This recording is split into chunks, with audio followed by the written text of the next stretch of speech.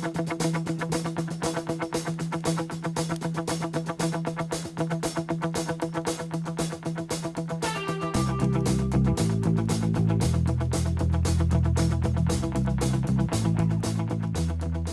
are listening to Relics Radio. Welcome to another Thursday night. Boy, Relics Radio Thursday night is just a staple once you get in the habit of doing that. I know we missed last week, I think, and then had some great guests on before then. I just saw Adam come in the chat. How you doing, Adam? He was on as a guest here a few weeks ago. But I want to welcome everyone to another Relics Radio. I got my partner in crime with me, Tony. Tony, how you doing, man? Good morning. Happy Thursday. It's been a little bit since I've been on. Happy to be back with you. It's great to see you. Yep. It's good to see you too, man. To speak to you out there in the podcast land. It's been a while. We haven't hunted together in quite a while. We need to fix that pretty soon. I know that too. My gosh. Seems like everything is cutting into that part of it, right? We were just talking about it before the show started. We were. It's been crazy, but you know what? Well, I've been complaining about. I've been complaining about this job of mine, right? This work, and this job I'm running right now has just been brutal. It has just been so difficult towards the end here because we're just getting ready to finish it, and that's when all hell breaks loose, So we were like, it's just been driving me, waking up at 3:30 in the morning. Yeah, I can't get stuff out of my head. Just things I forgot, things I need to do, things I need to remember. It's just real stressful right now. But guess what? In about a week, I think we're going to be done with that one. I was going to say, wrap it up already. Come on, let's do it. All right. So I'm hoping things calm down for me a little bit, and maybe we can get together and go do some digging. Cause take a little trip for us, huh? Yeah, should get out of town. I told my wife, I said, yeah, when this thing's over, I think I'm going to grab Tony. I think we're going to go out of town. She's like, what about me? Why don't you take me to Hawaii or something like that? I owe her a vacation. You know what? Still owe her a vacation. Have her call up Mrs. 5280. Let them get together. They can go to Vegas. They can go Mardi Gras, whatever they want to go do. Yeah. Where are we going to go? We're going to go to where Florida we're going. Or Arkansas? Arkansas, maybe. Yeah, that'd be great. Yeah, that's our guest tonight was talking to us before the show, and we were talking about there's just so many places we want to go. I've got that genealogy, relative, ancestor trip with all the different properties that I've researched and can go dig on my old ancestors, homesteads and stuff. I've got that trip I want to do. There's so many events going on these days. Man, haven't the events just exploded? I mean, we've talked about that on other shows. Insane how many different opportunities you have to go to all over the United States, even over across the pond. I mean, Tectival was just going on. Just the events that are out there. I mean, if you're not going to an event, you're not trying. I mean, seriously. There's one everywhere. Near you at the right time, every time. They're all out everywhere. Yeah, last 5 to 7 years have been absolutely crazy with them exploding. But so there's always something to go do, But even right here in town, we've got so much to get to. New permissions. I'd love to get down with Frank and dig with Frank down there sometime. And down south, there's some good opportunities in Southern Who's joining us tonight? Yeah, who's joining us tonight? We got a lot of people popping in right away. You know what? We missed last week, so they were rooting and tooting ready for this episode. We had Ohio Relic Hunter pop in first. Tim Digger, Mr. David Tim? Rose, Full Metal Diggers popping in. Hey guys, those guys are always here with us, right? Yeah, always here. We really appreciate the support too. It's fun because the conversations. It's hard to talk do the podcast sometimes because there's so many great conversations going there. I lean on you a lot for that, man. You're always watching that real close and popping stuff up in our little Google Doc sheet that we share. And what else you see? We had a guest from a couple of weeks ago, Adam Zajac. Hey, Adam. Has some relation to our guest from this evening. Yep. In terms of metal detecting, so that'll be great. Who else? I saw some Metal Diggers popped in here too. Yeah, hey, Metal Diggers is in here, right? Ohio Relic Hunter always in here. Sean Medeiros, how you doing there, buddy? Yeah, hey Sean. Good to see you. Alan Pfeiffer, Alan's in. Good to see you, Alan. Yeah, lots of people. Welcome to Relics Radio. And if you're listening to us on the replay later, we see the numbers. We see you out there, reach out and say hello. I'd love to get to know all the people out there listening. We know not everyone can listen live every Thursday night, but boy, download the show in the next couple of weeks. And boy, we see the numbers roll in, and we really appreciate you supporting the show. You're on our 6th season, getting ready in November to head to our 7th season. That's a long time. That's a lot of episodes. It's a lot of guests. It's a lot of chatting. A lot of great guests. Yeah, there has been over the years. And honestly, we try not to have the same guests on. So there's such a variety of different guests over the last 6 years. So you can go back and listen to every sort of metal detecting, every treasure hunting, people from all over the world, different metal detecting companies. I mean, it's just so many different episodes. Yeah, there's so many new machines coming out, like so much stuff hitting our events we talked about, like so much stuff going in our community that there's always a lot to talk about. But you know what I was doing? I was going back to like season 1, season 2, and I can kind of see like analytics, you know what I mean?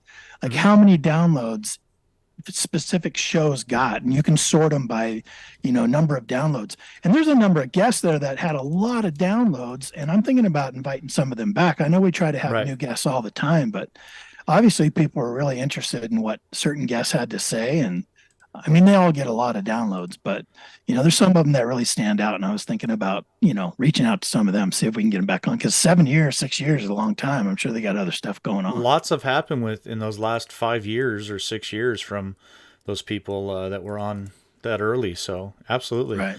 All the friends to the podcast. Yep. Hey, so we haven't gotten together to dig, but have you gotten out yourself at all? No. Yeah. I was out dove hunting, and I contacted you. There was a small little town to the north of where I was. Took my machine with me, went out and did some scouting for metal detecting, and actually ran into a guy that had some information about a pretty historic site in Colorado, and I kind of got to work that a little bit. But it's going to be an old an abandoned fort that right now literally is planted with corn. So could be interesting. Right. Just got to get the permissions. Yeah. And you and I and a bunch of people from our club actually been doing a lot of research on another fort a little up north from us. And man, that's sure exciting. The possibilities up there. It's not a lot of action, a lot of traffic for pioneer traffic, and a lot of military traffic. And man, we're in a good spot here out in the West, and it's not really it doesn't get the credit that it deserves, the history side of it. So it's our responsibility to bring it out now, right? That's it. That's what we'll do. Sweet. Hey, let's bring our guest on.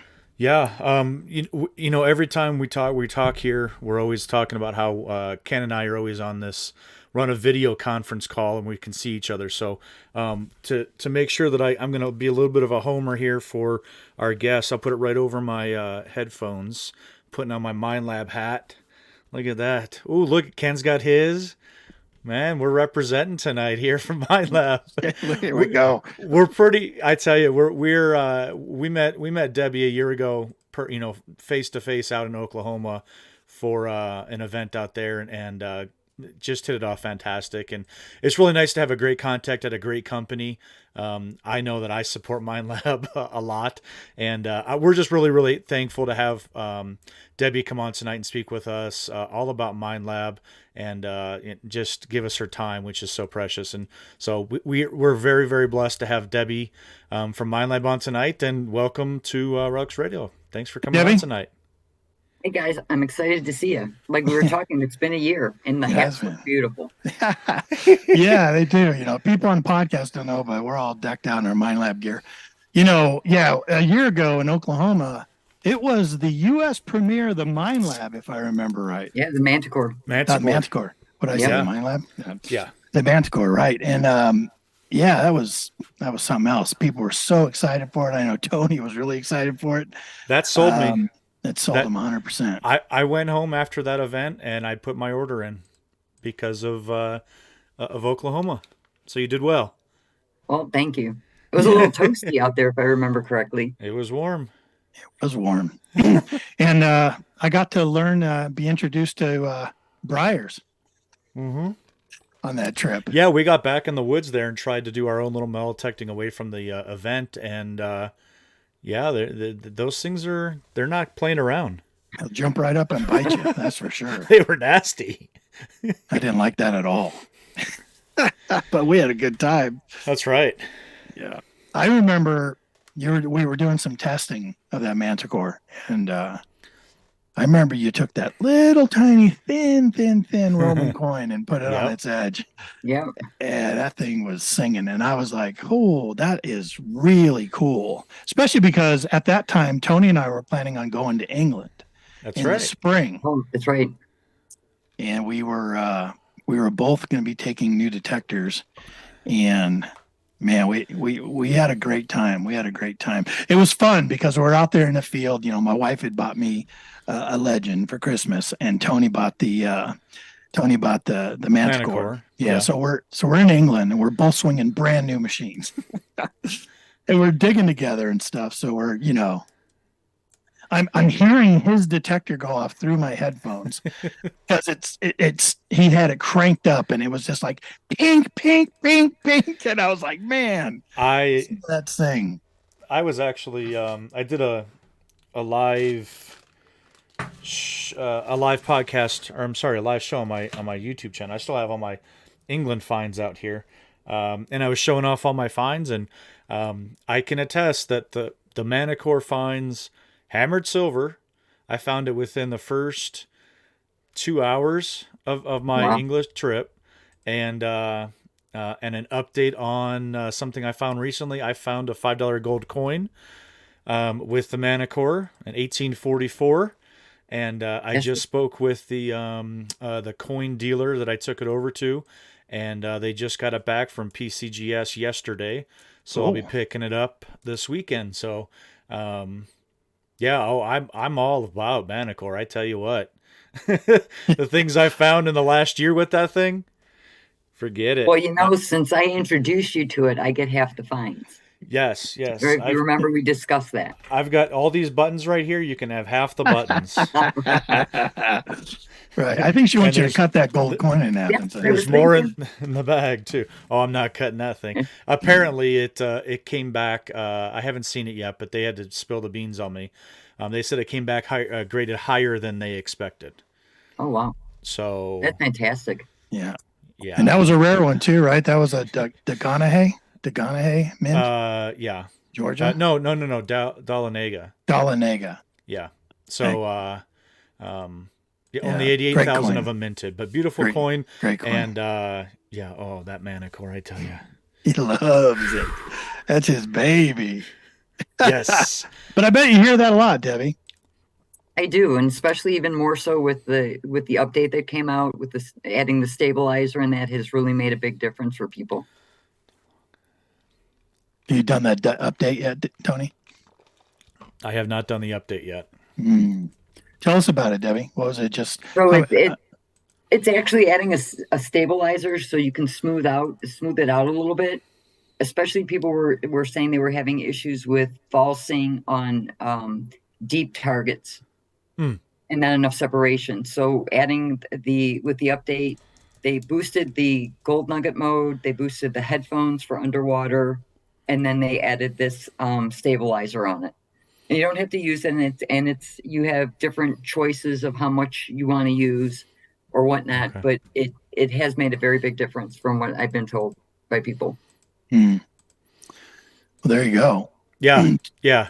Well, and I'm just thinking about it. Where I found the gold coin at, having more reactive to deeper targets is actually going to be a pretty good thing. The spot that I was at, I know it's been pounded for years, and maybe getting it down a little bit deeper, might be able to find another gold coin. Might have to try all that out. I mean. Isn't it crazy? I mean, listen to us, right? Like, you and I both found gold coins, and it's like the pinnacle, right? There's people that go 40 years, never find one, and like always looking for one. And, you know, we're so blessed to both have found one and stuff. But now what do you want? You want two. You got to send one to me. Yeah, I just found out I have to split everything with Debbie, so, and I'm not cutting the first one. Right. What do you like about that Manticore, Tony? I love the carbon fiber shaft. I love the weight of it. When you're swinging it, it's not putting a lot of. I don't have a really good shoulder from years of sports, and it's not putting all that strain. I swing pretty fast, and so you go out to the outer part of that swing, and it puts a kind of strain if you're getting that weight moving. It puts that strain on your rotator cuff. I don't have that with the Manticore. It's real smooth, real light, and I love that. And then if you talk about just the innards of it, my gosh, the 2D screen blows me away. Absolutely blows me away. I have never used that before, and going from a Garrett over to that, it was a really big jump, but it was an easy transition for me, and being able to hear multiple targets it just blows my mind away that I can do that. And see them too, which I think and makes see a them big difference. right and where the places that we dig at mostly in Colorado are going to be what we're looking for are going to be older homestead or military camp type sites, and you're going to have that iron around you. And I tell you, it is a absolute game changer. I can't say enough about the difference in iron fields that it's made for me. I can't explain it. You really have to see it and swing it. But I can tell you that my ability to pick out smaller buttons around that iron, lead in the iron, is just, it's phenomenal. It's absolutely phenomenal. I mean, my ability to pinpoint a positive, a good target has, I mean, it's multiplied tenfold easily to be able to pull that stuff out. And he's singing these praises, not because you're on, Debbie. I tell you, I hear this stuff all the time. And being his digging partner, I've seen a noticeable, very, very noticeable transformation in him. Like you're a completely different detectorist these days with that thing. Yeah. Deadly. Like, oh my gosh, like you do so well with it. And it hasn't been a ton of time, but no, you took to it really quick. And what everything you just said is 100%. Like I've seen you pick through iron like crazy and find those good targets in there. And it just seems like every time you dig something, it's something really interesting, And I would absolutely recommend the Manticore for anybody. I lots of people ask me, and if they can afford it, I mean, it has a little bit of a hefty price tag. It's not an entry level machine in terms of cost, but ease. Like I said, I went from the Garrett over to Minelab. I'd never swung the Knox, hadn't swung CTX, nothing like that, and I took to it. My first time I was swinging it was over in England, and no issues. No issues whatsoever. I mean, I pulled that hammered silver in the first 2 hours. So, well, I remember we were talking in Oklahoma, and basically I was telling people what that machine does is it gives you more information so you can make a better judgment if you should dig or not. And to me, that's the biggest feature of it. That's huge. Absolutely. Absolutely, yeah. I agree with that statement 100%. It gives you so from the tones, the different tones that you can use. I mean, you can personalize the tones as well as the screen with the numbers, all of that, and it really allows you to make that good decision if it is deep iron that's giving off that high tone, or if it legitimately is something that you're going to want to get down and extract. Absolutely. And that coin date recognition screen, that is so cool. Yeah, hasn't failed me yet. It's an 1858 right there. I'm going to pick me up. I think I'm going to dig that.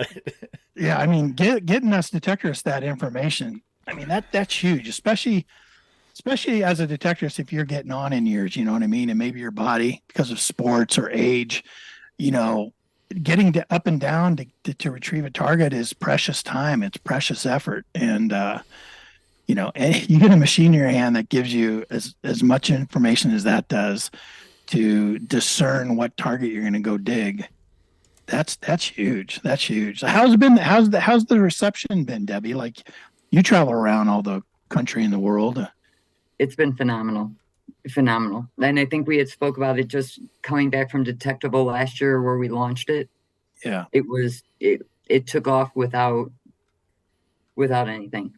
And I hear so much from people, they're going back to old sites, that they either had an Equinox or they had another brand, and now they're finding more stuff that they couldn't, discern because it's so much faster and you get more depth out of it. So it brings, and that's with any detector from anyone, or, a pinpointer or anything from anyone. The new technology opens up places that you've already been before, because now it's looking for something deeper, whether it's a gold machine or a coin and treasure machine. It just opens everything up again, that, to make sure to go back to those places that you've hunted out or whatnot when there's new technology out, and try it. And I bet you'll find different things there. It's true. Yep. I've seen Tony do it. Yep. Absolutely. Absolutely. Hey, real quick, I know we got a quick question over in the chat, since we are talking about the Manticore. The M8 coil. Is Minelab taking pre-orders on that now, or what's the availability? So we don't take the pre-orders. The dealers place the orders. Okay. We are getting ready to get some in. I will admit I have one that I took to Alaska with me to test it on gold, and it did really well. And I like the 5x8 shape. It's the same shape as what is on Vanquish. So I like the size of it, and it was really easy to swing. And the machine was still well balanced, even with the smaller coil on it. Good. But I was really happy with it. So, but I would say you'll start seeing those end of this month, next month, as they start coming in and filtering in. And then the 15 by 12 coil also will be coming in, and that's the same design as Equinox. Okay. Do you happen to know the price point on both of those off the top of your head ish? I believe. Put you on the spot. I think it's $239 for the 5x8, and I think it's $269 for the bigger one. Okay. But I'm going to check as we talk.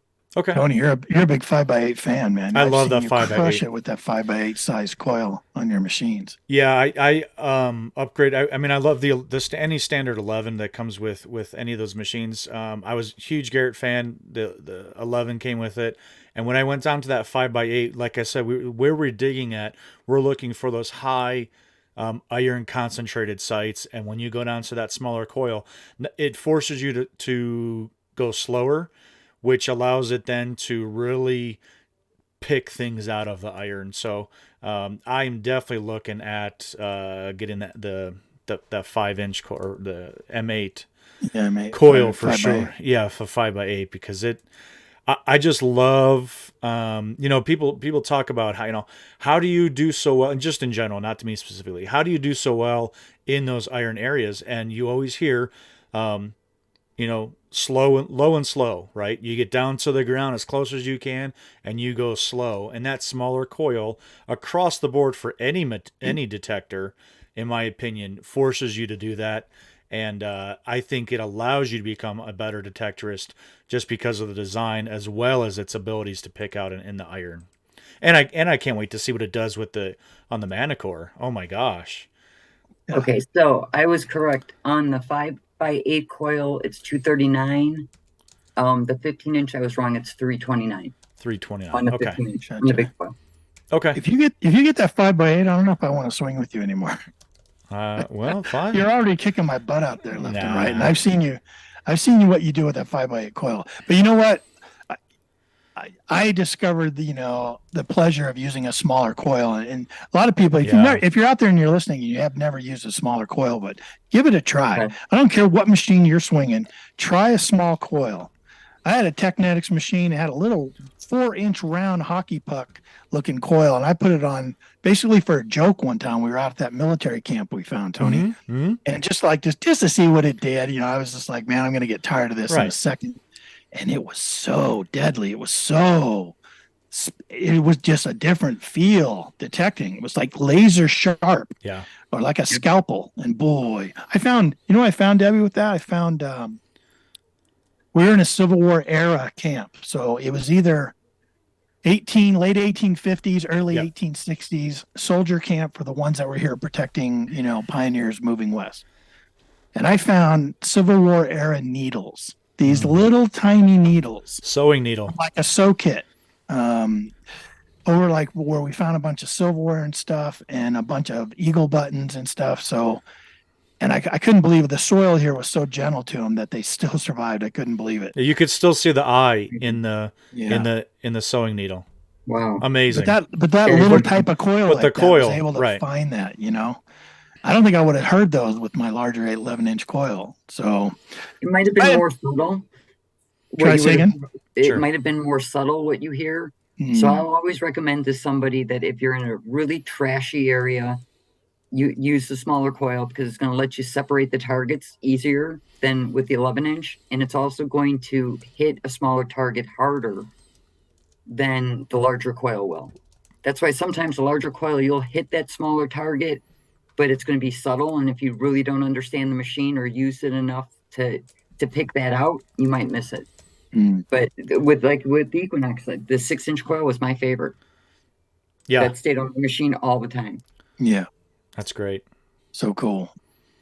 I think I like the ability to switch. I mean, detectors have moved, to being so versatile, and I think what I really like is using the 11 or even bigger for us to get out in these fields out here in Colorado or Wyoming or Oklahoma, wherever we're out swinging, and we get the permission for the large fields.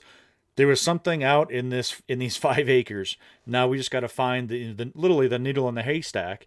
And so you're out there with that big coil and you're finding it, you're searching it, and you really start to narrow it down. It was in this area. You can then switch over that 5-inch, and then just I think like Ill Digger said in the chat, just be a sniper with the little coil, and just pick the things out of the ground. And that to me, I tell you, being able to be in a 5, 40, 80 acre field and to find a coin, to me is just like, it is so, I don't know what the word I'm thinking of. It's just absolutely amazing that you were able to find that. Oh my gosh. Right. And you guys, you were able to find that on 80 acres. That's just, so cool. I had written in the chat, I absolutely love the small coils. I live and die by them, and I will be getting that M8 as soon as I get my hands on one for sure. Yeah, I think you'll like it. Good. Any other updates coming down the pike that you can let us know about? Yeah. It's pretty much those coils coming out, and then the Profind 40. We introduced that a couple months ago. I think it was a couple months ago, and it's been a very exciting year. So I'm ready for everybody to take a deep breath. Right. Boy, you been busy came out here. yeah. Came out with the 800 and the 900, and then the 700, 900, 7 and 9, yeah. 700, Exterior 900, Pro. what I say, yeah, 7 and 9, and then that Profind 40 and the Xterra Pro. and the Xterra Pro. I wanted to ask you about that. That's on my list here of things to talk to you about. Before we get to that, though, you know what I really want to talk to you about? Actually, we already talked about it a little bit, but I really want you to talk about this new ride of yours. I've heard you mention it here and there, and I'll tell you what, for those of you who have never met Debbie, never seen her at an event, when she comes to an event, she has this huge Minelab vehicle that is just amazing looking. And I heard you got something new recently. Yeah, because I had to with the Masters of Metal, which I know we'll talk about in a little bit. I have to haul a lot more things with me for that competition. So I had to get a bigger trailer, and my Jeep that I had would not haul a bigger trailer. So we ended up getting a Jeep Gladiator, and it is decked out. 37-inch wheels and electronic steps and red lights on the headlights, and it glows underneath it. So it's really, really cool. I am nervous when I go down the road. And you've already nicknamed it. Yes, it's called the Beast. It's called the Beast. Just like the Manticore. It's a beast of a ride and a beast of a detector. It looks great. Yeah, you shared a picture with us earlier, and it's really sharp. Really sharp. So look for her in your next event, boy. If she's at the event, you definitely got to go check that ride out. You won't have to look hard. It stands out. It is sharp. It does. Yeah. It does. Any other questions coming in the chat? I know we had it on our list here to talk to you about Nome, Alaska, and I know that Tim Ildigger said, "How did Debbie do in Nome a couple months ago? Like, what was the biggest nugget found, and what machine were you swinging?" And well, So when I go out there, it's at AKAU, which is up in Nome, Alaska, and we started with one Minelab week where people would come up on the week that I was there, and we would do detecting classes. I would take them out to claims, help them to detect and whatnot.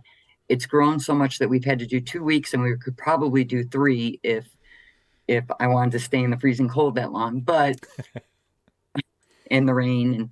But so people come up there and then we go out. So I'm usually working with everybody, trying to get them on gold somewhat. If I hit something with a detector, I'll usually, if I have a feeling that it's a good target, I'll have someone come and dig it that's at the camp, just because I want them to have the experience. And there's nothing better than watching someone dig a gold nugget for the first time. And everybody laughs because they actually get the shakes. I mean, it doesn't matter how small it is. If it's their first one, they'll get the handshakes and everything else. So that's exciting to see. But we did have the first week we had somebody find it was just under 2 ounces. So they found that, and then a bunch of little pickers. Wow. And then we had the second week we had a couple other people found a bunch that totaled up several ounces. Wow. But of different sizes, nothing majorly big. But everybody did find something. So when you're out there, you can metal detect, you can high bank, you can sluice, you can dredge, you can do whatever you want to do. Wow. And there's gold all over the place. And one of the funnest things is we actually get to detect the Maddie, which is it was Wyatt Earp's claim. So I just think that's the coolest thing. So whether you cool. find anything or not, you can say you were on the Maddie. Oh, that is so cool. Yeah. I've never heard of that. Yep. Really That's really cool. So, and you're right, man. You find that first gold nugget, if you've never found one before, the first picker, anything like that, even a little color in your pan, just the littlest amount of color in that pan, and you're just like, oh my gosh, you can actually find gold out here. And then gold fever is real. Like it can grab a hold of you. Yes, it is. Tony and I have been in the rivers here and looking, and I used to do it a lot with my son, and we keep getting invited by a couple of our club members out to where Arizona they go. Cindy and Beth. Down in Arizona. Yeah, and they know the places to look down there, and I'm always tempted to go because what I've never done is I've never metal detected for gold. Right.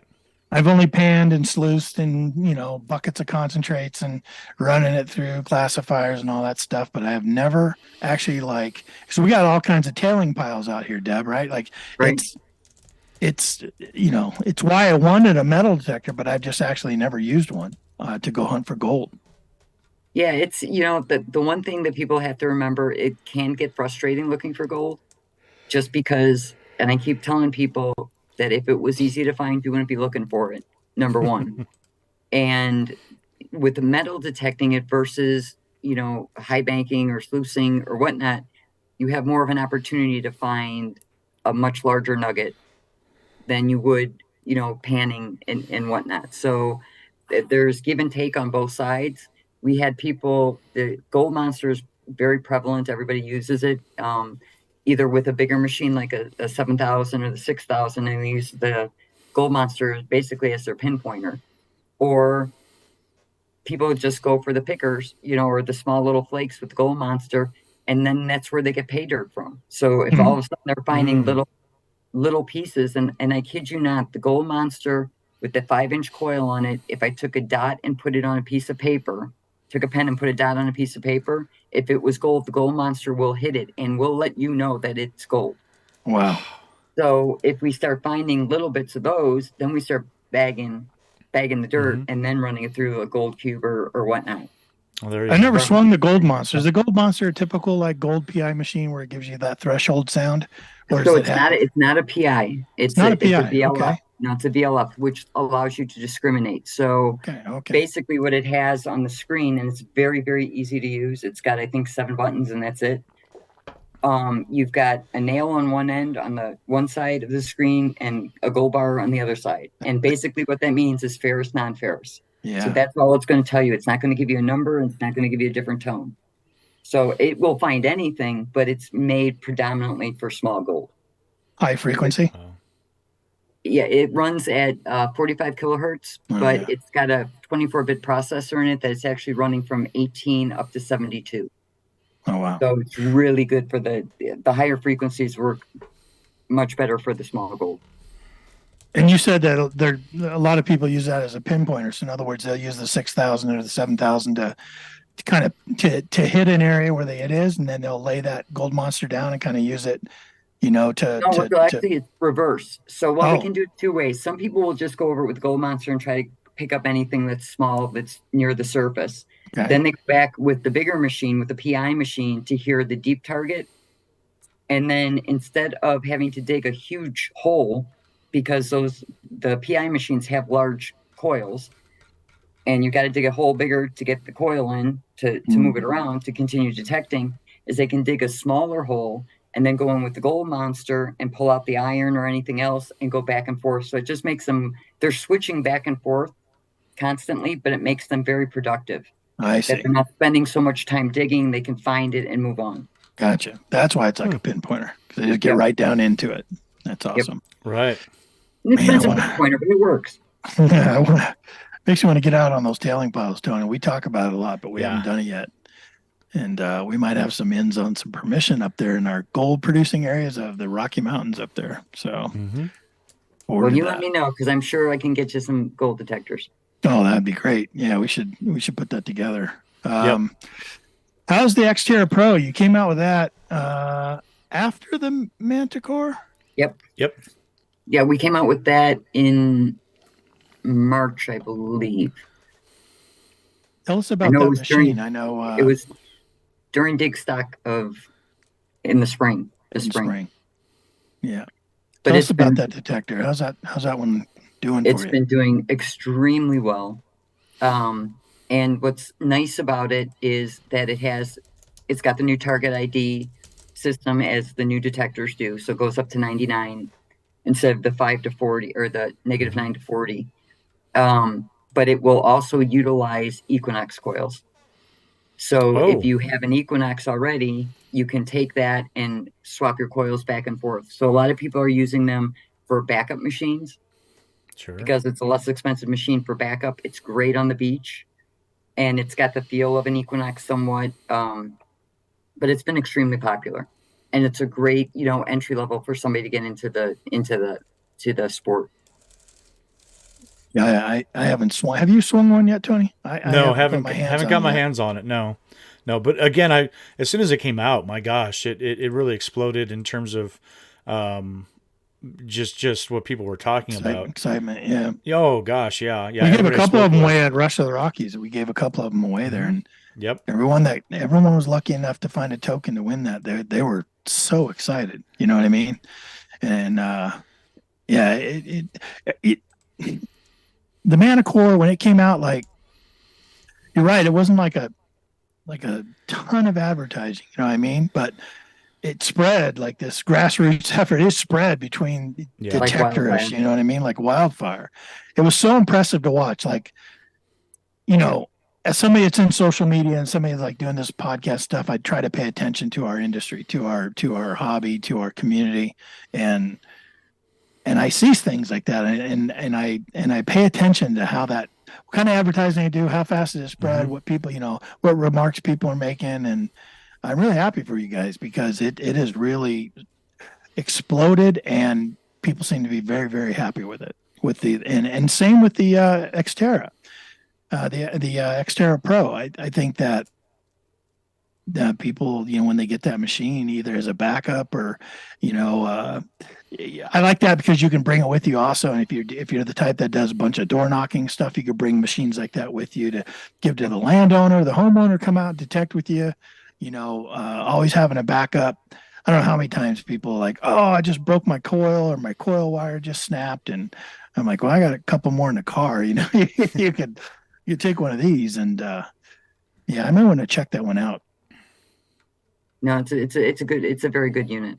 Yeah, without a doubt. And it's waterproof too. So that was a big thing at that price point for waterproof. Now, I will say, if somebody's just getting into the sport and they don't need to completely submersive, just be able to put a coil in the water, I would steer them towards Vanquish then, because Vanquish is a simultaneous multi-frequency machine, which is a lot different than a single frequency. But if somebody wants a waterproof machine at a very good price and have a phenomenal machine for that, or backup machine, it's a great detector, without a doubt. The Vanquish is out in a few different models, right? You got a 340, 440, and 540, right? Yeah, and then a 540 Pro pack that you get. 540 Pro. Yeah. Those have been very well received, and I've seen some crazy things that people in Europe have found with it, or even here. So it might be on the entry level of machines, but it's a very high powered machine. It's got a lot of Equinox technology in it. Yeah. Yeah. Who was it that came last year to our Rush to the Rockies? That was Mitch King from Florida. Yeah, he came to our event last year, and the airline lost all of his luggage, including his metal detectors. 2 of them. So yeah, 2 of them. So he didn't have a detector. He comes to a metal detecting bank, doesn't have a detector. So we went by one of the box stores, didn't he? And he bought a Vanquish. Did he have the 540 or the 440? I think he got the 440. He went to like Cabela's Sportsman's Warehouse or something like that. Yeah, just picked it up off the shelf. Never swung it before, and Debbie, he cleaned up. He was swinging fast, man, and that's what you got to do at a seated hunt. But he cleaned up like a it was great. Yeah, it was fun. It's fun watching him pull out a new machine. He was pulling out of the box, putting it together just for the first time, Yeah, right on the table as we're getting ready to go out to the fields. He's putting it together. Oh, that's awesome. Yeah, it was absolutely phenomenal. Great to see. Another machine I've never had my hands on, but in our metal detecting club, boy, is it a popular machine. The CTX 3030. Are you still producing them? Is Minelab still producing the 3030? Yes. It is still a current machine. And we actually saw when COVID hit, a lot of people were binging Curse of Oak Island. And Gary uses the CTX 3030 all the time. And that's like his right arm, that detector. And I was getting emails left and right. What is the detector you swing? How do I get one? And I'm like, all of a sudden CTX is, booming again. But it's a great detector. And Manticore is the closest we've gotten to it without being it. Because there's still a lot of things that CTX will do that Manticore can't do. But it's still a good machine. We did have a question in the chat. Jason Weir wanted to know if there was any leads on a production of maybe a new CTX or and maybe an updated version of that. Anything you can let us in on? Good answer. What I can say is you never know. I can tell you this, is that there's 90 plus engineers in Australia, and all they do is work on metal detectors. That's it. So God only knows what they're working on next. They gotta earn their keep, is what you're saying.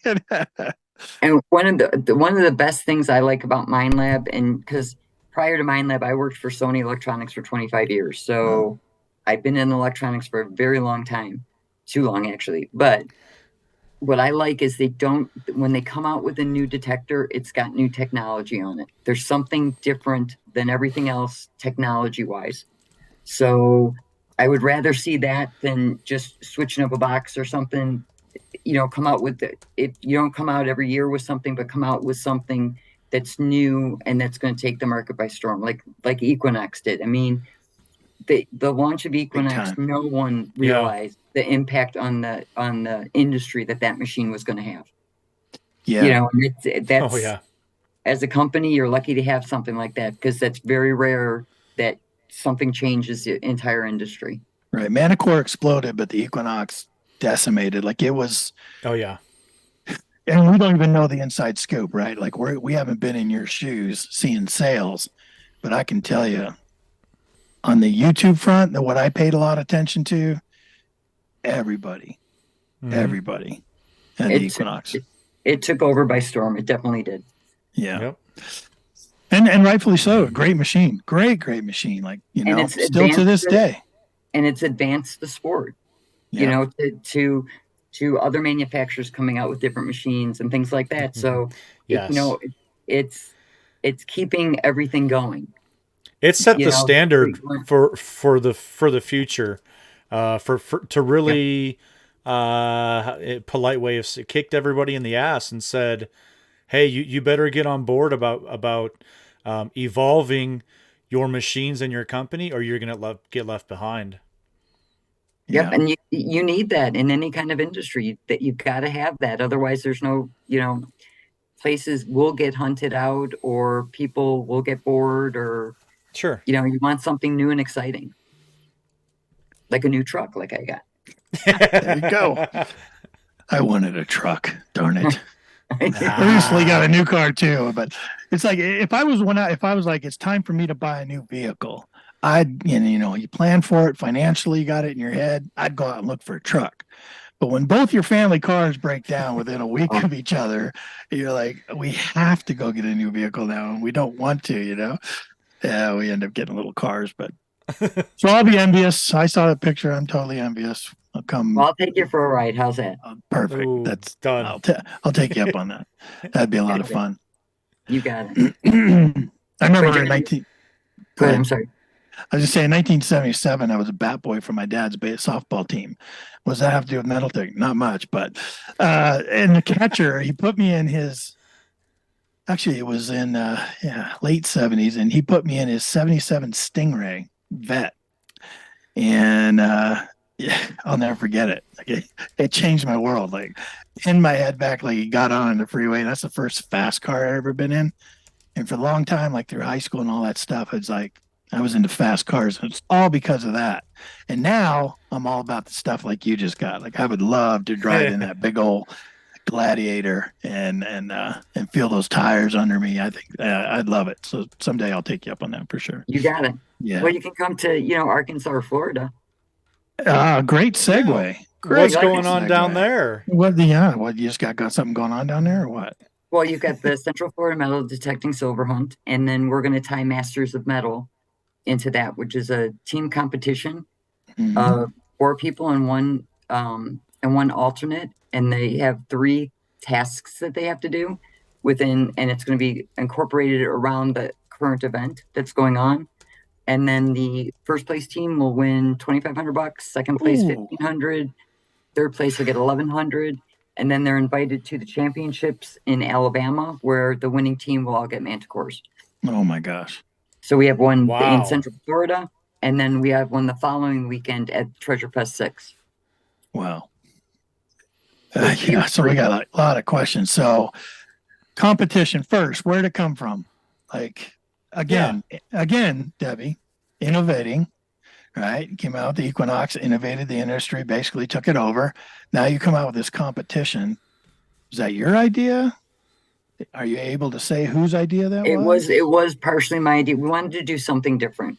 You guys and anybody that's seen me at events, the booth that we set up, I try to add something every event just to make it different and want people to come. So now we have bowl panning contests within the booth, the spin the wheel, whatever craziness I can come up with, we'll do. But it's something to almost gamify or make it more of a sport. So we came up with this idea, and it was tasked to me to try to pull it off. So this year was a test, and we've done we've only done New York, which I believe you had one of the guests on, the winning team on. We did, yeah. And then we're going to do Florida and Arkansas. So we'll have 9 teams for the championship up there. But next year, what I'm hoping is that we will have competitions. I'm thinking at least 8, maybe all across the country. So the West Coast and Central America, and that will all get, involved. Yeah. And then hopefully that goes global. So we'll have competitions in Australia, competitions in Brazil and Mexico or wherever. And then the champions of the US would go and face the winners of Australia and Brazil and everything else, wherever we deem that is going to be. So it'll turn into a global event. And we'll have a world champion. You're going to be busy. You're going to be real busy. Just a little bit. But it's neat. I mean, people have had a blast doing it, which is so cool to see.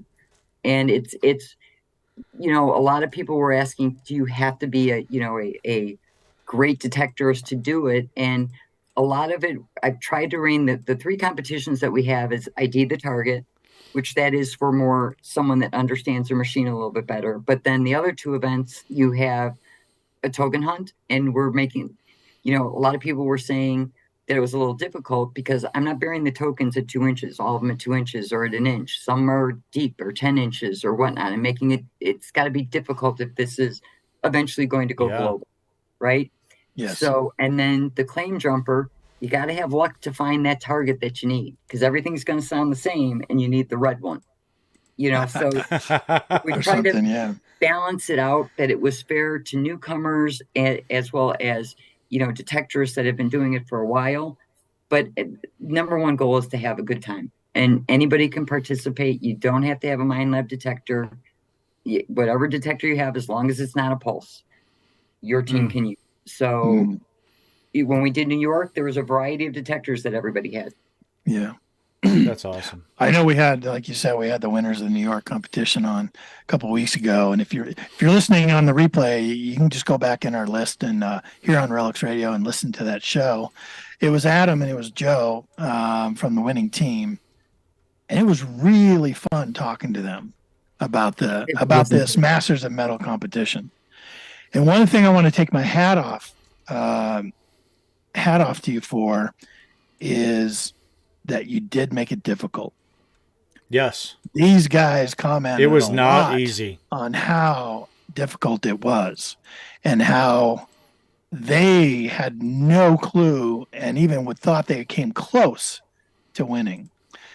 And they thought every other team thought the same way. They thought they had done so bad because it was so difficult that and I think there was a very slim margin between the winning team and the next team too. It was, we had 4 teams out, and we actually had to do a tiebreaker for third place, and we ended up. I did it as a goal panning contest, and the third place team won by less than 10 seconds.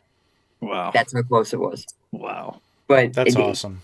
I can give you an example. For the token hunt, we buried 2,000 tokens, and it was in a 200 by 200 foot area, and we had 4 teams. So that's 4 times 4 is 16. So it's 16 people out detecting. We had less than 400 tokens found. Wow. So they were all out there because you can check out how long it took us to plant them all. Yeah, I bet. Oh man. But yeah, I mean, all these competitions you're thinking of having next year, and you're going to need an army of volunteers with you. I'll tell you that, because planting stuff is not, quick. It's time consuming. It is time consuming, and like I said, we want to make it challenging. And you know what? No one has complained about it. Knock on wood, and they've enjoyed it. That this was the first time that they've ever really been tested. From seeded hunts or whatever. So I think either way, it's a great thing. And, people were out rooting for their teams, and I had a request to stream it live, which I'm still working on, but that might be next year. But, that people wanted to get involved in it and wanted to see it. So hopefully, we'll get a good turnout for Arkansas and Florida. Hint, hint, you should come and register a team. Yes. Anyone listening? Because I think the more the people, the better it's going to be. So people are listening to this podcast in the next week or two. How can they find out information about Masters of Metal competition? So they can go to minelab.com, and it's on the banner right after the Profind 40. Then the next one will be Masters of Metal, or the link. I can give you the link if you want to upload the link. But it's minelab.com. I'll have to send it to you because there's hyphens in it. So I'll send them to you and get it to you to post. But there is $100 fee, which basically boils down to $20 a person. But everyone that participates will get a Masters of Metal hat, t-shirt, and a bag. And then you've got the opportunity to win some money and then go to the championships and grab a Manticore. Yeah.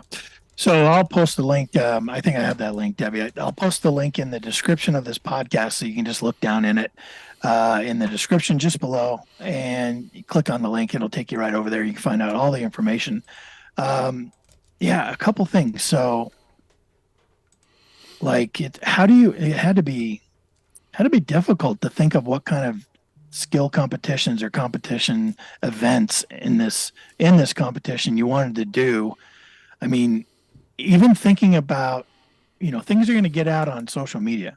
You know what I mean? Mhm. Like, so thinking of the events that either it doesn't matter if it gets out on social media, or I've got to change it up every time in case the previous one does get out on social media. You know what I mean? Like, how do you come up with that? That's So difficult.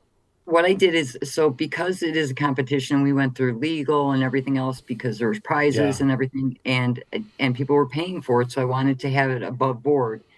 I tried to think of any way that somebody could do a loophole.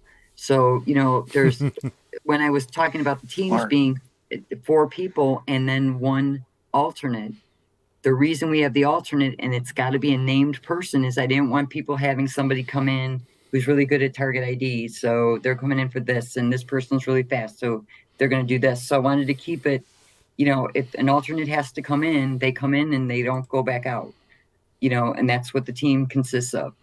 So 4 What people we're and an alternate. correct. So that way, let's say somebody wins in Florida and one of their members can't make it to Alabama for the championship. Their alternate that they had on their sheet can come in and take that place. And the alternate, whether they participate or not, get the exact same stuff that all the members do. So they'll get their shirt, the hat, the bag. If they win, a Manticore. So what we've done is, like, on the token hunts, for the token hunt, I have 5 different color tokens and they're only being used at each event. And then for the target IDs, it's actually two sections of field with 20 targets on each side. Those targets are all different, and there'll be different targets from every other event. So, and no one knows what those targets are going to be other than myself and the person that is planting them for me until they get their 5 minutes with the card. So basically what it is there's 20 tokens, then there's 20 lines, and you've got 25 choices of what it could be. So they have to choose one of those choices on the side because they don't want it to be subjective of, well, it's a Merc diamond, it's not a Liberty or whatever. So Yeah. I tried to figure it out that way. So, in trying to make it as fair as possible, because I want new people or people that haven't been detecting for a long time to come out and have fun and just do it. Yeah. And have a good time. You never know. You can never know. Adams had said that target ID portion of the competition was the hardest thing he's probably ever done, which is fantastic. It wasn't in a negative way of him saying that or reacting that way. It was definitely encouraged that was the type of competition, because it really did push you and force you to work hard at it. It wasn't just given to them.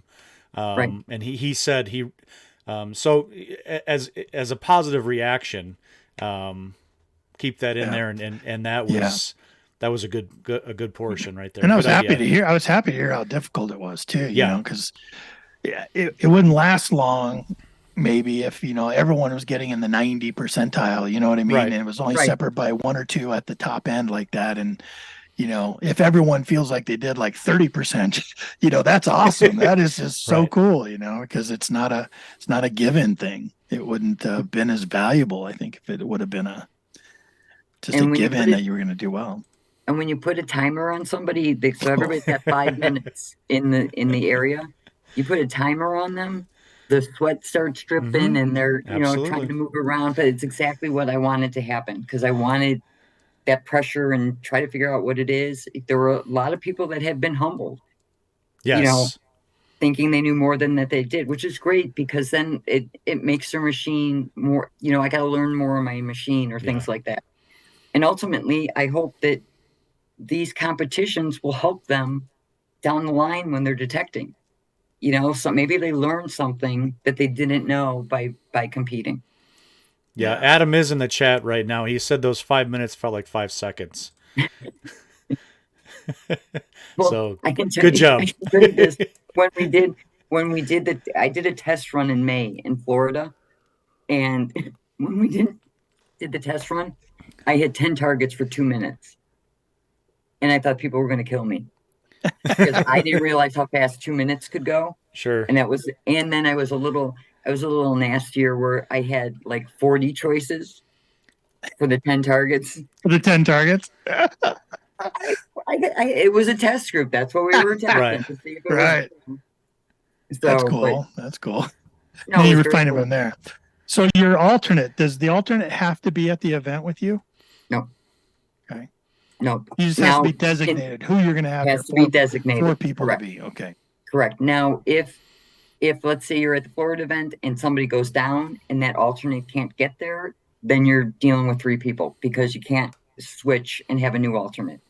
Gotcha. And again, it's just trying to keep everything fair and above board for everybody. And sure, you wonder what mine thought about these. It was this one. That one right there. And next year, it's going to be expanded. I want at least 6 events. At least 6 events.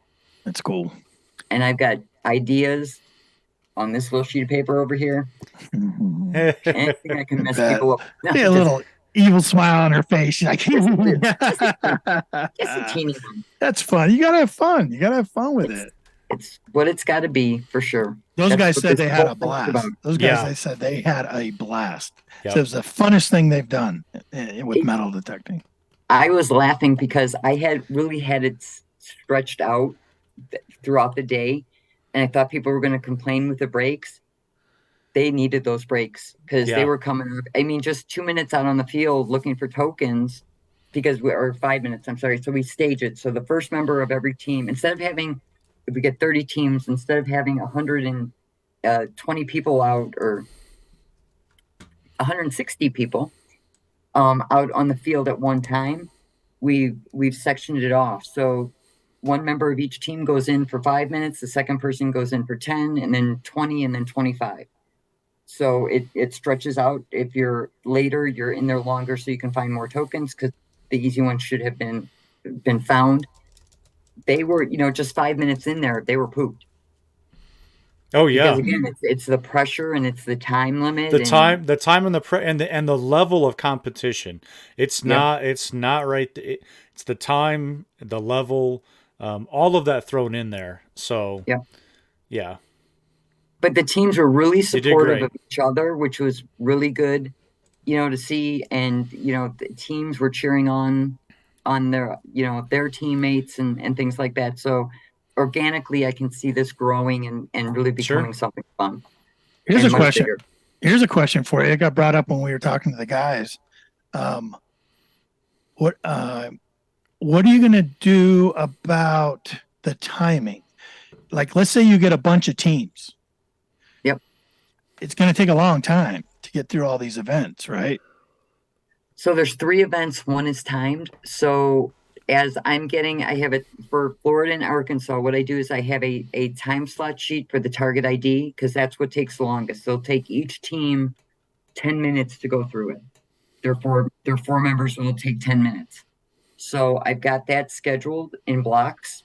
And as people register, I'm going to give them as first come, first serve, what time slot do you want for, to do your target ID? Because that's the most labor intensive one because we actually have 2 judges. I have 2 judges standing on the outside working with the people that are waiting. And then 2 judges walk with the people as they do the ID, the target inside because they are not allowed because you get 2 scores on that. So one of your scores is accuracy and your other score is time finished. And you have to finish every one before you can hit that buzzer.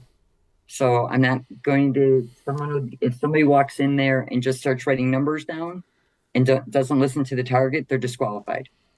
Because they'll get a 0 for accuracy and they'll get the max for time. So I would just want to keep it, again, just trying to figure out where there could be a loophole. Sure. How they're going to manipulate things. You have to. Absolutely. Yep. But like I said, everybody was good. I don't expect any problems, but you always have to be prepared for it, unfortunately. Are you going to put a max number of teams in a competition? This will be, so for this year, it's 30. 30 teams max at any event. So all that's left is Florida and Arkansas. Okay. So you could possibly get 30 teams for each one of those. Correct. And I think that's what I was asking about. If every event is one after the other, after the other, after the other, to where you only have one team on the field at any one time. That might take a while if you have a number of teams, right? Well, so what we did, so for on target ID, it's 10 minutes a team. Then on the token hunt, we split it off. So it's an hour total, but broken up into 4s. And then the claim jumper, you'll have one member of each team in one of the 4 sections of what they have to find, and they don't find out what they have to find until they're on the field.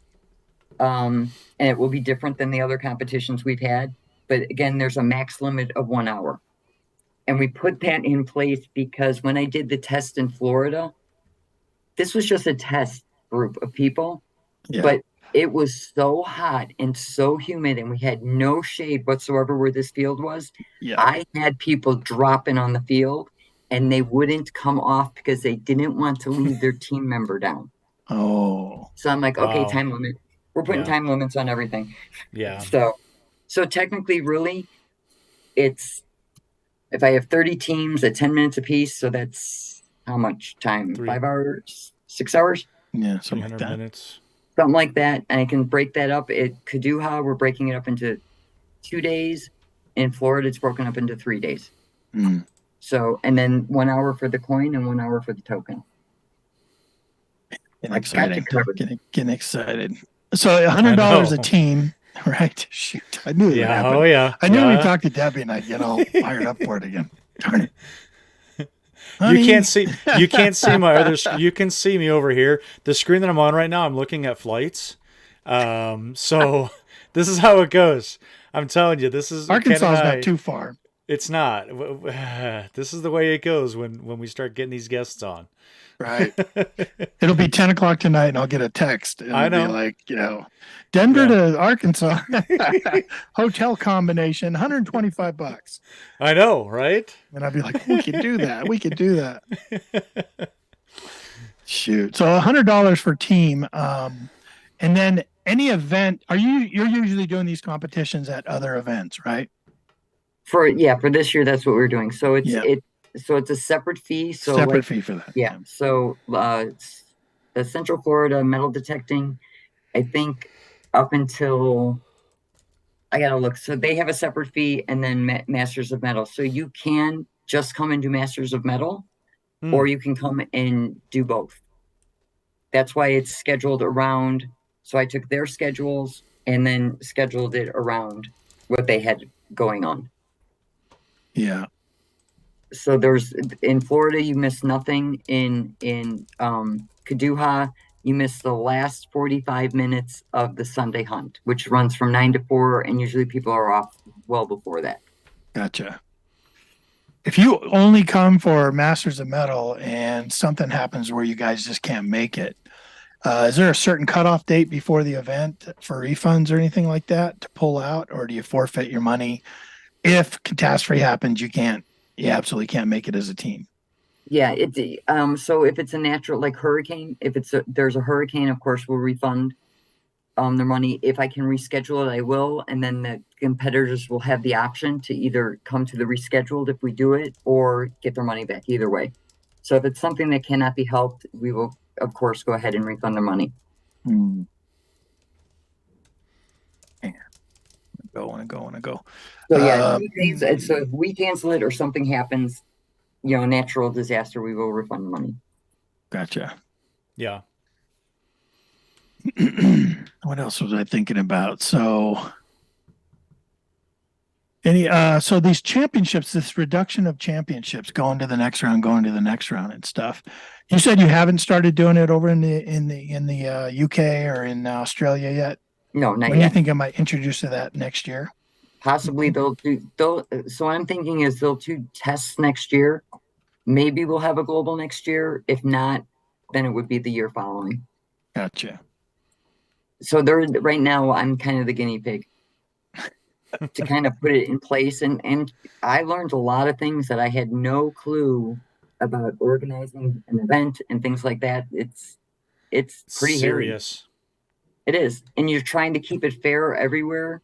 So I already know if I do next year, I want to have competitions on the West Coast.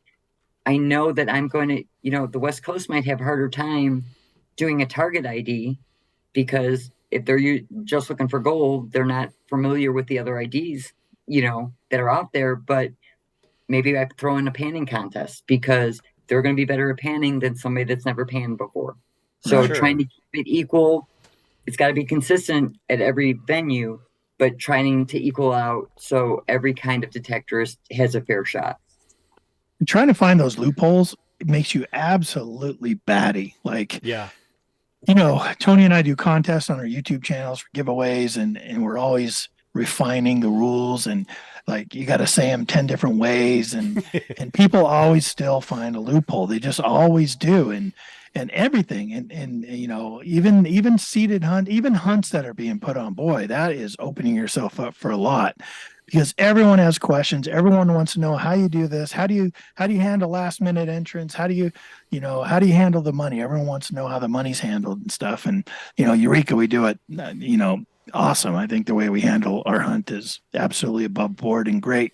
But man, people are always looking for that. And you think you have all the I's dotted and the T's crossed, and all of a sudden somebody comes out of the woodwork and says, well, what if this happened? And you're like, darn it. I didn't think about that. So this first year for you is going to be, huge for that. I'm sure you did a lot of pre-thought, but I'm sure, like you said, you're learning a lot from your test in Florida to even each one of these events. You'll learn and improve after each one of them for sure. Yep, without a doubt. Like I said, the number one, the prizes are great, and everything like that. I just want to see people come out and have a good time. Yeah, and I'd love to see it grow into something that people do watch, and people do come out and support their teams, and things like that. I think it's a great thing. Maybe next year we expand it, to doing a kids version of it as well, or getting kids involved in it. But you never know. You never know. It's something new. I mean, this community of ours, we got new machines out. That's exciting. It's expanding our hobby. It's expanding the sport. We've got, tons of events. We were talking about it earlier. Tons of events. The number of events that have hit our community has just exploded. And those are fun. So that's something different, right? You just do your own normal detecting, then you can go to an event. Pound the Ground was this huge one in the United States back in 2019, and it kind of really helped explode, I think, the events around our metal detecting, and that's fun. But you need something new, and so what happens? Minelab comes along with the Master of Metal competition, and again, it's something new, it's something fun, it's something different you can go do. Getting to meet other like-minded. It's just like going to any event, except you have this added bonus of camaraderie, competition, still supporting each other, but having an opportunity to win a little cash and some bragging rights, and kind of challenging yourself as a detectorist with all these crazy events that Debbie's coming up with. I love it. I know here on Relics Radio we'll continue to promote it, and that's why I'm glad you could come on with us and promote the next event and talk about it a lot. And we'll be making sure we put links all over the place, so that if you're listening to this later and you kind of want to know where the next event is and when, we'll definitely have links down below in each one of these podcasts, to where, and even over on Relics Radio and the Relics Radio Facebook group, come on over and join us over there, and we'll be promoting it.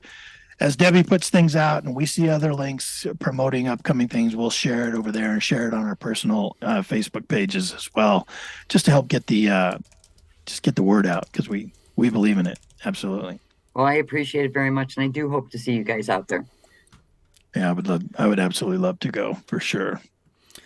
Hey, Debbie, we had a question in the chat. Denny wanted to know. Denny's always with us every single week. He's a regular with us, but he wanted to know if you're going to be going to DIV this year. I'm not sure what the date of DIV is. I don't know. They have them all the time. Denny, throw that up in the chat when the next DIV and what number it is too. What are we up to now? DIV 54? Are we beyond that now? Man, there's been so many of them. I've only been to one, and I had an absolute blast, man. Oh, I love DIV. Yeah, you did. I have a feeling it's in with other stuff, because right now I've got November the Florida. 5th? November 3rd through the 5th, maybe? Yeah, unfortunately, I'm out in Arizona for the Stanton LDMA camp. I think it's DIV 55 LV is what it says. DIV LV 55. Yep. November 3rd through the 5th, 2023. Yep. Unfortunately, I cannot make that one. Okay. So sorry, Denny. I will not be there. Yep. He said 3rd, 4th, 5th. Yep. Are you going to? Excuse me, Tony. Are you going to? We had the guys from Digstock on with the LDMA, and they're doing a big thing out in California. Are you going to that?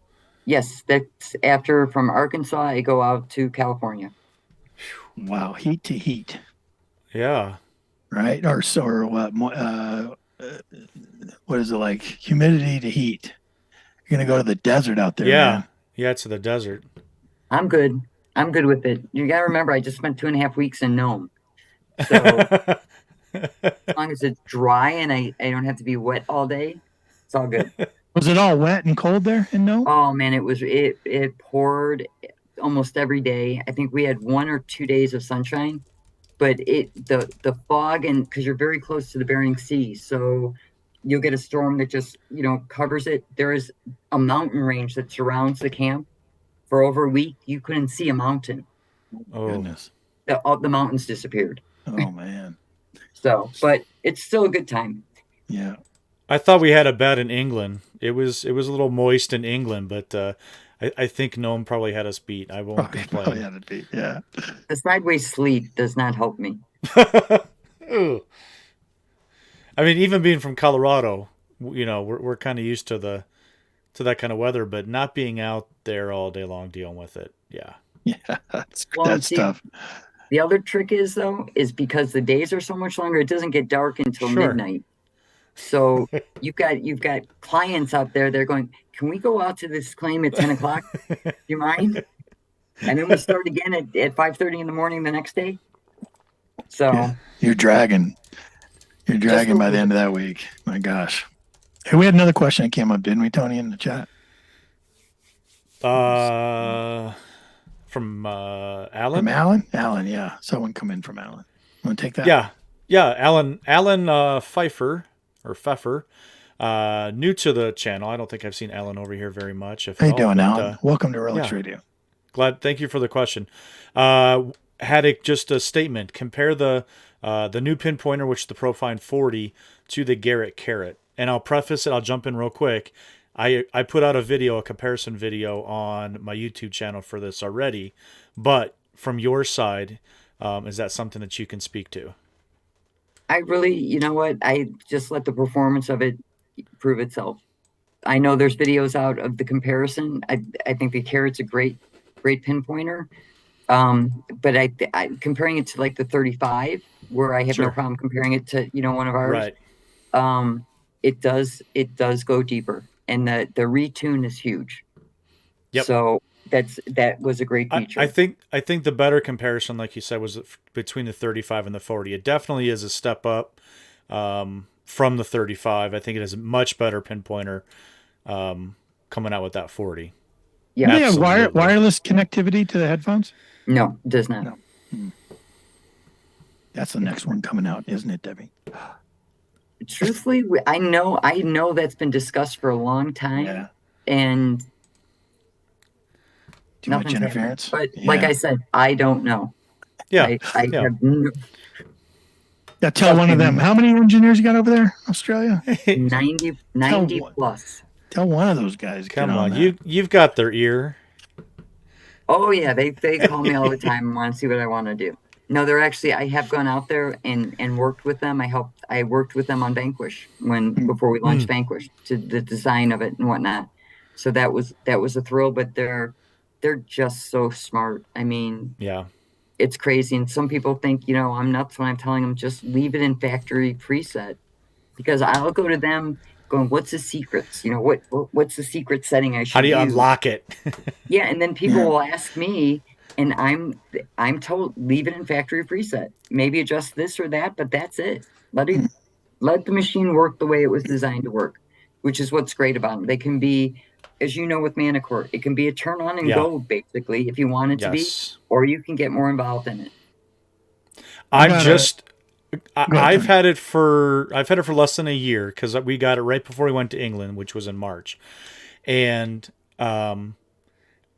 I'm just now starting to dabble a little bit further into it. And that just says so much because of how highly I speak of it already, with it being in the factory setting without, messing around with it. Yep. Oh my gosh. I can't wait to see, especially with the update. I have not done the update, but I'll get that done. Shame on but you. yeah, absolutely. It is, it can be, it is a good enough machine for you to literally turn it on and go. Yep. Can't beat I'll that. tell you what, I have got a crazy but amazing product idea for you, and I'll talk to you about it off the air before we head out of here tonight. Okay? Sounds good. I just need some kind of royalty on it. That's all I need. But I don't I'm know how scared, I don't know how I prove it that I'd talk to her about it today, though. But I'll give it to you for free. How's that? We'll talk about it. All right. No, say you hello need to to trade Allison Walker, who came in late. Allison, good to see you. Welcome to Relics Radio. Good to see you here on the chat. Trade your idea for a ride in the Gladiator. That's it. That's what we should There do. you go. No, it's actually a serious idea. It's just kind of out there, but man, I think it'd be cool. It probably costs a fortune, but I think it'd be cool. All right. What else? We get through all the questions we had for her. I know that we had a lot to talk about. Yeah. What were you? So where's the next trip for you, Debbie? Where Next you trip will be to one of us will be at Chicago Fest at the end of September, and then it's Florida. I start my Florida trip, Florida to Arkansas, then to California for Dig Stock, and then the Sentinel DMA camp for gold training. Yeah. Plenty of opportunity to get out there. Yeah. Then do you take a break? Like, are you kind of taking a break? December kind of cools down for you, doesn't it? I just found out there's some events going on in December, so you never know. It's always good to keep busy, right? Yeah. Yeah, it is definitely. I'd rather have it that way than not. My world's been a little too busy lately, but it's ebb and flow. It's always ebb and flow. Things will cool down here in a minute. I'm definitely lucky. What I love the most about my job is when I get to an event, seeing everybody. And I feel such appreciation for going out there and, meeting you guys, and you just make great friendships. I mean, if anything else from doing this sport is the friendships that you make, you can't ask for a better find than that. So Amen. that was sappy, man. No, but that's true. We talk about that. We talk about here all the time. All the time. We have so many guests on the show, and that's it. I mean, that's just it. That's what our community is about. Where else do you get to meet people from literally around the world now? I mean, we're in such a good time in this world that we can jump on Zoom and talk to somebody over in London in real time and connect with that person. And what we, Ken and I talk about all the time is if we've got a business trip that's going to such and such city, what's the first thing we do? Who do I know that metal techs in that city? Yeah. Who can I reach out to? And the first thing they say, yeah, I'll take the day off. I got a great spot. I'll take you out to it. Yeah. Yep. I mean, it's amazing. Yeah. Unbelievable. Yeah. People even over in the UK. Met before. I mean, even through the social media and the YouTube and all that stuff, like we've met a lot of people, like, even over in the UK, right? Like I got contacted by a radio show over in the UK to come on a radio interview with That's right. Yeah. me and Digger Don from over in the UK. You know what I mean? It was like, how do you even know who I am? Like, how do you even know about me, about all people, but it's just these connections you make, even over the internet, even over, Facebook groups and stuff. You get to meet people, and then someday you get to meet them in person. Like I've known of you for a long time. You and I had never met until Oklahoma last year. And that was great. I really appreciated that.